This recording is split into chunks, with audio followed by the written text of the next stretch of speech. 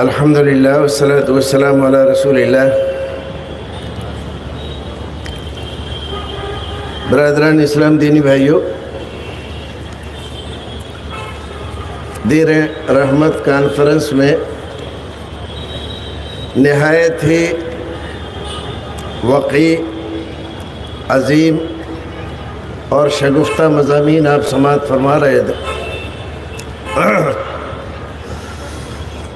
میرے پاس جو وقت ہے اس وقت میں 2-3 باتیں میں آپ کے سامنے رکھنا چاہتا ہوں، اور اس سے پہلے کہ میں اپنی بات شروع کروں، نبی محترم صلی اللہ علیہ وسلم جو رحمت للعالمین بن کر ساری کائنات کے لیے آئے، ان کی شان میں 2-3 اشعار پیش کرنے کی جرأت کر رہا ہوں، سماعت فرما۔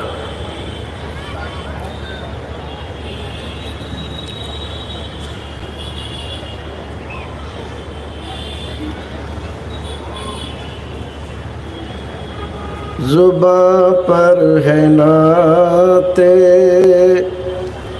نبی مکرم، یہ الفت نہیں ہے تو پھر اور کیا ہے؟ نگاہوں میں ہے باغ طیبہ کا جلوہ، یہ جنت نہیں ہے تو پھر اور کیا ہے؟ زباں پر ہے نعت نبی مکرم، یہ الفت نہیں ہے تو پھر اور کیا ہے؟ نگاہوں میں ہے باغ طیبہ کا جلوہ، یہ جنت نہیں ہے تو پھر اور کیا ہے؟ وہ مہر مبین ہے، وہ نور یقین ہے، وہی حاصل حب دنیا و دین ہے، جسے آپ فرما قول و عمل سے وہ سنت نہیں ہے تو پھر اور کیا ہے؟ ادھر جلوہ فرما ہے صدیق اکبر، ادھر رونق فروز فاروق اعظم، درخشاں ہے ماہتاب حالے کے اندر، حقیقت نہیں ہے تو پھر اور کیا ہے؟ خدایا جسے قوت بالوں پر دے، زر و سیم دے اور لال و گوہر دے، اسے پھر زیارت سے محروم کر دے، یہ قسمت نہیں ہے تو پھر اور کیا ہے؟ بروز قیامت بجز نفسی نفسی کسے یاد آئے گی اسلم کسی کی؟ بروز قیامت بجز نفسی نفسی کسے یاد آئے اسلم کسی کی نہ بھولیں گے جس کو نبی مکرم وہ امت نہیں ہے تو پھر اور کیا ہے۔ اللہم صلی وسلم علی حبیبک و رسولک محمد۔ جناب صدر معزز علماء کرام، حاضرین مجلس اور میرے دینی و ملی بھائیوں، ہزار ہزار مبارکباد ان حضرات کے لیے جو اس طرح کی محفلیں، مجلسیں اور کانفرنسیں قائم کرتے ہیں، ہمارے نور ایمان کو جلا بخشتے ہیں اور ہمارے ایمان میں تازگی پیدا کرنے کا سبب بنتے ہیں۔ بھائیوں، دین رحمت حقیقت میں دین رحمت ہے اور اس کو بیان کرنے کی قطعاً ضرورت نہیں ہے۔ قرآن گواہ ہے، سیرت رسول گواہ ہے، تعلیمات اسلام گواہ ہے، قرآن اس کی شہادت دے رہا ہے اور رسول اکرم صلی اللہ علیہ وسلم کی پاکیزہ احادیث اس کے لیے سب سے بڑا ثبوت فراہم کرتی ہے۔ لیکن کیا کیا جائے؟ کیا کیا جائے جب مسلمانوں کا عملی کردار، ان کا رویہ، ان کا سلوک دین رحمت پر خاک اڑائے، دین رحمت کی تعلیمات کو بدنام کرنے کی کوشش کرے، چھپانے کی کوشش کرے، تو یہ تعلیمات جو قرآن میں ہیں، جو احادیث میں ہیں، جو سیرت رسول دے رہی ہے، جس کی گواہی قرآن دے رہا ہے، دنیا والے ہمارا عمل دیکھتے ہیں، ہمارا کردار دیکھتے ہیں، ہمارا چال و چلن دیکھتے ہیں، ہماری سیرت دیکھتے ہیں، ہمارا رہن سہن دیکھتے ہیں، وہ قرآن نہیں دیکھتے۔ یہ دنیا والے ہمیں دیکھ کر اسلام کو سمجھنے کی کوشش کرتے ہیں، اور ہمارا عمل اور ہمارا کردار اسلام سے کوسوں دور ہے، سیرت رسول سے کوسوں دور ہے۔ اس کی وجہ سے اسلام پر لوگ اعتراض کرتے ہیں، شکوک و شبہات وارد کرتے ہیں، اسلام کی تعلیمات میں ان کو یقین نہیں ہوتا کہ یہ مولوی حضرات جو کچھ کہہ رہے ہیں، یہ آیتیں پڑھ کر جو کچھ بتایا جا رہا ہے، کیا واقعی یہ صحیح اور درست ہے؟ کیوں نہیں ہوتا؟ ہمارے عمل کی وجہ سے، ہمارے کردار کی وجہ سے، ہمارے رویے کی وجہ سے، ہم جو کچھ اپنوں کے ساتھ کر رہے ہیں، جب وہ معیار پر کھرا نہیں اترتا تو دوسرے کیسے یقین کر لیں کہ یہ ہمارے ساتھ یہ رویہ کریں گے جو بیان کیا جا رہا ہے؟ حقیقت یہ ہے کہ ہمارے کردار میں اور ہماری گفتار میں بہت دوریاں بڑھ چکی ہیں۔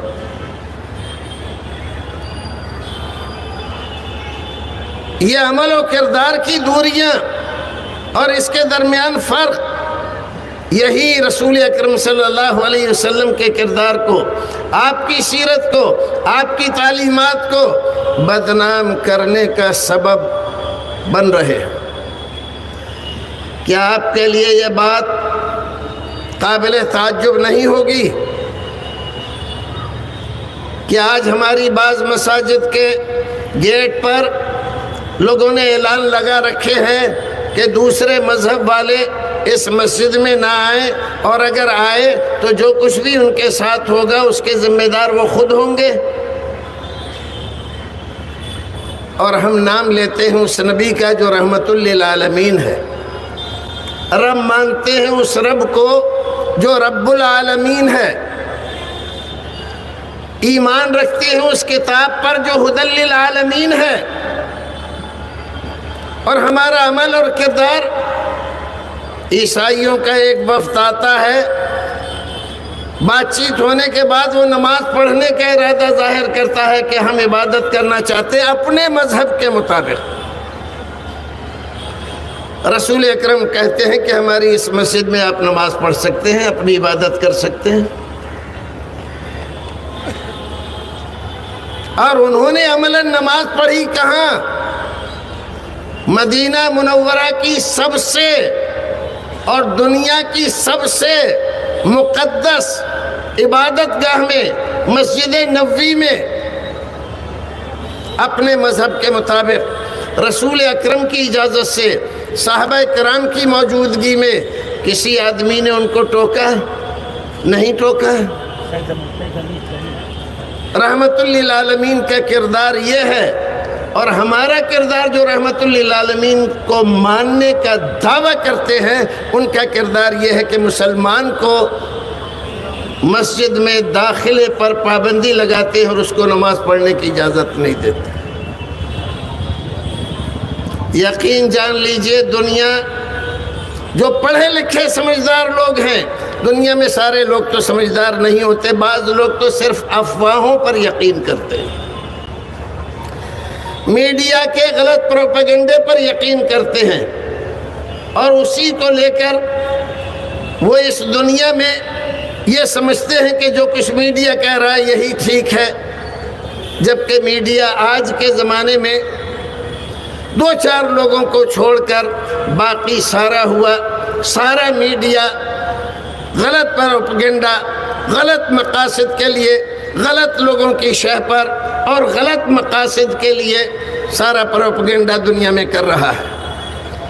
میں اپیل کرنا چاہوں گا ہندوستان کے ان لوگوں سے جو اپنی عقل پر یقین رکھتے ہیں، جن کے پاس علم ہے اور اپنے علم کو، اپنی سمجھ کو سمجھتے ہیں کہ یہ قابل اعتبار و اعتماد ہے، وہ رسول اکرم صلی اللہ علیہ وسلم کی سیرت پڑھیں، اسلام کو مسلمانوں سے سمجھنے کی غلطی نہ کریں، دین رحمت کے پیغام کو مسلمانوں سے سمجھنے کی، ان کے محلوں سے، ان کے کاروبار سے، ان کی گفتگو سے، ان کے عمل و کردار سے سمجھنے کی غلطی نہ کریں۔ دین رحمت آپ کو مسلمانوں کے عمل و کردار میں نہیں، دین رحمت آپ کو قرآن میں، احادیث میں، سیرت رسول میں، تعلیمات اسلام میں ملے گا، اور اتنا بہتر ملے گا کہ دنیا میں اس کی کوئی دوسری مثال نہیں ہوگی۔ آپ ذرا اندازہ تو لگائیے، نبی محترم صلی اللہ علیہ وسلم اور آپ کے ساتھیوں کو 13 سال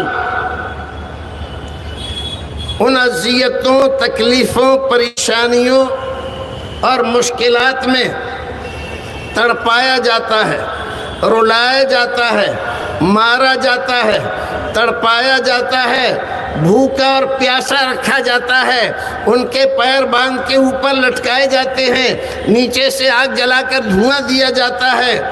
اس لیے جرم کیا ہے؟ صرف اتنا سا جرم ہے کہ باپ دادا کا مذہب چھوڑ کر اسلام قبول کر لیا ہے۔ اختلافات کو ختم کرنے کے لیے ہزاروں معبودوں اور ہزاروں مشکل کشاؤں کا دامن چھوڑ کر ایک حقیقی مشکل کشا اور اس کائنات کے پالن ہار پر ایمان لے آئے ہیں۔ صرف اتنا جرم ہے۔ 13 سال کی اذیتیں، کتنے صحابہ کرام کو، کتنی خواتین کو شہید کر دیا گیا۔ ابھی زیادہ دن نہیں ہوئے، صرف 8 سال گزرے ہیں، اور یہ رحمت للعالمین مدینے سے چل کر اسی مکہ پہنچتا ہے جہاں 13 سال اذیتوں میں گزارے ہیں، جس کے دروازے پر 1 درجن کے قریب ننگی تلواریں لے کر لوگ دونوں طرف راستے میں کھڑے ہوئے ہیں کہ جیسے بھی نکلے گا ویسے ہی تلوار مار کے ختم کر دیں گے۔ اس مکہ کو فتح کرنے کے لیے، اور مکہ فتح ہو گیا، لیکن آپ دیکھتے ہیں سامنے بڑے بڑے مجرم کھڑے ہوئے ہیں، بڑے بڑے مجرم۔ آپ پوچھتے ہیں کہ کیا خیال ہے تمہارا، میں تمہارے ساتھ کیا کروں گا؟ سوال تو یہ ہے کہ کیا کرنے والا ہوں اور مجھے کیا کرنا چاہیے؟ ذرا سوچو تو، اگر تمہارے ساتھ 13 سال تک یہ تکلیفیں، گزری ہوتی اور تم اس طرح سے فاتح ہوئے ہوتے تو تم کیا کرتے؟ لوگوں کے سر جھکے ہوئے ہیں، نظریں جھکی ہوئی ہیں، کسی کو کوئی جواب نہیں سوجھ رہا ہے۔ آخر ایک آدمی بولتا ہے کہ ہمیں آپ سے بھلائی کی امید ہے، آپ ہمارے بھائی ہیں، ہماری قوم کے آدمی ہیں، ہمارے ساتھ کوئی ظلم و زیادتی نہیں کریں گے۔ اور پھر اس رحمت للعالمین کی زبان سے ایک لفظ نکلتا ہے، اذهبوا انتم الطلقاء، جاؤ، تمہیں سب کو آزاد کیا، تمام کے جرم معاف کیے۔ اور جب لوگ آپ کے ہاتھ پر اس رحمت للعالمینی کے ظہور پر، اس رحمت للعالمینی کے برتاؤ پر جب اسلام قبول کرنے کے لیے پہنچتے ہیں تو اس میں ایک وہ آدمی بھی پہنچتا ہے، جوان ہے، بہادر ہے، لڑاکو ہے، اور یہ وہ آدمی ہے جس نے رسول رحمت کے سب سے عزیز چچا حضرت حمزہ کو نیزہ مار کر ان کو قتل کیا ہے۔ اتنا ہی نہیں، ان کا کلیجہ شک کیا ہے اور آج آیا ہے کہ میں اپنی غلطی کی معافی مانگتا ہوں، اسلام قبول کرنا چاہتا ہوں۔ ذرا اپنے کلیجے پر ہاتھ رکھ کے دیکھنا، تمہارے چچا کو، اور وہ چچا تمہیں بہت ہی عزیز ہو، کوئی آدمی اس طرح سے قتل کر دے اور پھر تمہارے سامنے آئے کہ مجھے معاف کر دو، کیا تم معاف کر دو گے؟ دنیا میں کوئی آدمی معاف کر دے گا؟ لیکن اس رحمت للعالمین کی چادر اتنی وسیع ہے، چادر رحمت، آپ اس کو معاف کر دیتے ہیں، اسلام قبول کر لیتے ہیں اور اس سے کہتے ہیں ٹھیک ہے میں تمہیں معاف کرتا ہوں، اسلام تمہارا قبول کرتا ہوں، لیکن تم میری نظروں کے سامنے مت آیا کرنا، کیونکہ جب تم میرے سامنے آؤ گے مجھے اپنے چچا یاد آ جائے۔ ایک وہ خاتون بھی ہے جس نے انہی حضرت حمزہ کے سینے کو چاک کر کے آپ کا دل نکالا ہے اور اس کو چبانے کی کوشش کی ہے، حضرت حمزہ کے کان کاٹے ہیں، ناک کاٹی ہے، مسلح کیا ہے ان کو، اور وہ بھی اسلام کے لیے درخواست کرتی ہے۔ اور رحمت للعالمین کی چادر رحمت اتنی وسیع ہے کہ آپ اس کو بھی معاف کر دیتے ہیں۔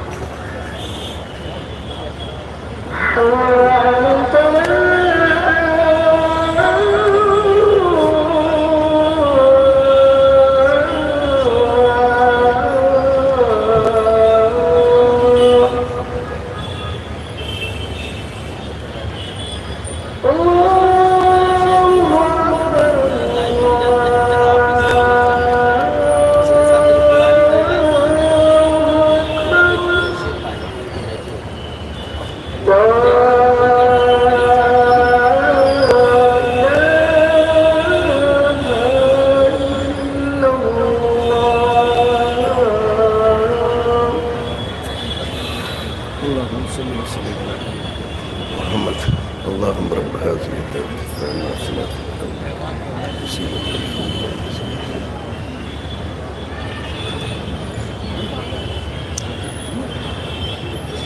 برادران اسلام دینی بھائیوں، میں ذکر کر رہا تھا رحمت للعالمین کی چادر اور رحمت کی وسعت کا. اس بات کو وہیں پر چھوڑ دیتے ہیں. ذرا اندازہ تو لگائیے، رسول اکرم نے کسریٰ کو ایک خط بھیجا، اسلام کی دعوت دی. اگر اسلام قبول کر لو گے تو تمہیں بڑے درجے حاصل ہوں گے، جنت ملے گی، اور نہیں قبول کرو گے تو اللہ رب العزت کے عذاب و عتاب میں گرفتار ہوگے اور ساری قوم کے عذاب کا سبب بھی بنو گے. اس کو بڑا غصہ آیا. اس نے 2 جاسوس، 2 کڑیل جوان رسول اکرم صلی اللہ علیہ وسلم کو گرفتار کرنے کے لیے بھیجے. وہ ایران سے چلتے ہیں اور چلتے چلتے مدینہ تک پہنچ جاتے ہیں، لیکن اتنے خفیہ انداز میں ان کی ساری کارروائی چل رہی ہے کہ کسی کو کانوں کان بھنک نہ پڑے. لیکن رسول اکرم صلی اللہ علیہ وسلم کو تو اللہ رب العزت نے یہ گارنٹی دی تھی، واللہ یعصمک من الناس.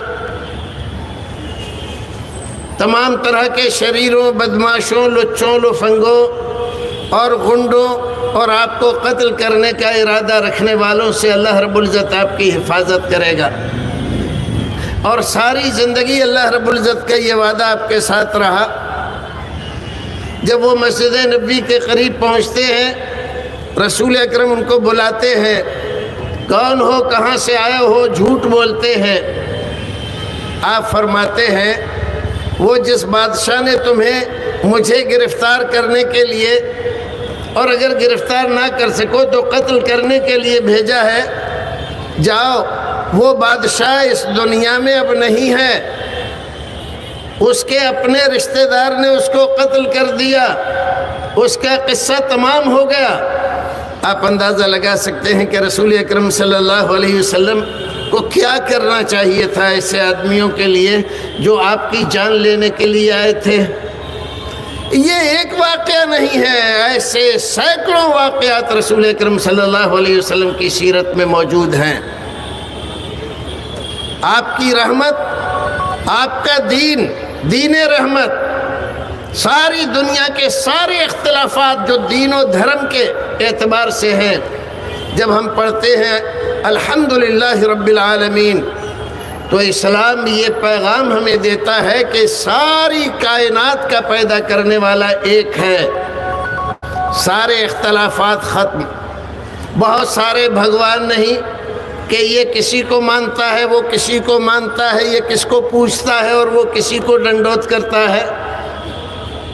اسلام کہتا ہے کہ ساری کائنات کا پالنہار، پیدا کرنے والا، تمہیں کھلانے پلانے والا، یہ رب جس کی طرف اسلام بلاتا ہے، یہ رب المسلمین نہیں، رب العالمین ہے. عیسائیوں کا، یہودیوں کا، جینیوں کا، بودھوں کا، ہندوؤں کا، سب کا رب وہی ہے جو مسلمانوں کا رب ہے. رب 2 نہیں ہے، ایک ہی رب ہے. اور یہ تعلیم ہمیں ایک بڑے اختلاف سے، جنگ و جدل سے، لڑائی جھگڑے سے روکتی ہے. پھر دیکھو آپ اسلام کا ایک دوسرا پیغام، قرآن شریف کھولو اور دیکھو، یا ایھا الناس اعبدوا ربکم الذی خلقکم من نفس واحدہ وخلق منها زوجها وبث منهما رجالا كثيرا ونساء. آیت کریمہ پورا پڑھ کے اس کی تشریح کرنے کا موقع نہیں. اسلام یہ پیغام دے رہا ہے، آپس میں کیوں لڑ رہے، دشمنیاں کیوں، نفرتیں کیوں؟ اس بنیاد پر کہ ہماری نسل الگ ہے، ہماری برادری الگ ہے، ہمارا رنگ الگ ہے، ہمارا علاقہ الگ ہے. تم سب آدم کی اولاد ہو، تمہارا باپ آدم ہے اور تمہاری ماں حوا ہے، اور تم سارے کے سارے ایک ہی ماں، ایک ہی باپ کی اولاد ہو. یہ تصور دنیا میں کسی اور نے دیا ہے؟ اگر ہم آج اس بات کو مان لیں، دنیا کے لوگ مان لیں، تو یہ جھگڑے جو برادری واد یا نسل کے اعتبار سے، علاقے کی وجہ سے جو ہو رہے ہیں کہ ہمارے یہاں ایک ایک صوبے کا دوسرے صوبے سے، دوسرے کے صوبے سے، صوبے کے لوگوں سے جو نفرت کا برتاؤ ہے، لڑائیاں ہیں، جھگڑے ہیں، کیا یہ باقی رہیں گے؟ سب ختم ہو جائیں گے۔ تیسرا اختلاف اس دنیا میں آج کل زبان کی بنیاد پر ہے، اور رب العالمین یہ کہتا ہے وَاخْتِلَافُ أَلْسِنَتِكُمْ، یہ جو تمہاری زبانوں کا اختلاف ہے، کوئی فرنچ بولتا ہے، کوئی انگلش، کوئی ہندی بولتا ہے، کوئی اردو، کوئی عربی بولتا ہے، کوئی فارسی، یہ اختلاف اس لیے نہیں کہ تم آپس میں لڑو جھگڑو اور ان زبانوں کو ایک دوسرے پر فوقیت دینے کی کوشش کرو۔ یہ زبانوں کا مختلف ہونا یہ تمہارے رب کی نشانی ہے کہ وہ ایک ہی ہے، اور اسی نے یہ ساری زبانوں کی سمجھ تمہیں عطا کی ہے۔ اسلام اس دنیا سے تمام قسم کے جھگڑے مٹا کر سارے انسانوں کو ایک بنانے کے لیے آیا ہے۔ اللہ رب العزت ہمیں اور آپ کو نیک عمل کرنے کی توفیق عطا فرمائے، اور دین رحمت کا اصل پیغام جو بھائیوں میں نے پہلے کہا تھا، وہ آپ کی ذمہ داری ہے، آپ کے عمل سے، کردار سے، گفتار سے ظاہر ہونا چاہیے، تو انشاءاللہ یہ پیغام دور تک جائے گا اور اس کے مثبت اثرات مرتب ہوں گے۔ وآخر دعوانا الحمدللہ رب العالمین۔